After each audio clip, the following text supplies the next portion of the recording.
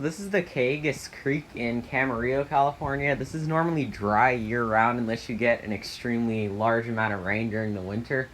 But since we got 6 or 7 inches of rain in the last month and 4 inches of rain in the past week or so, this is definitely, it's basically turned into a flowing river.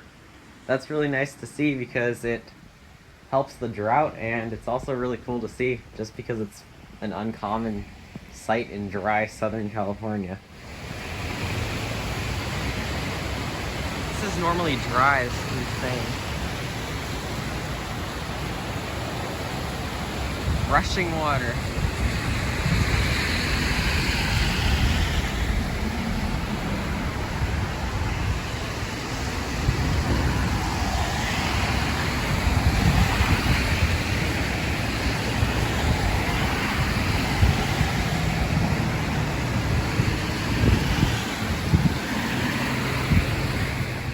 So Camarillo actually hasn't gotten the most rain in this area.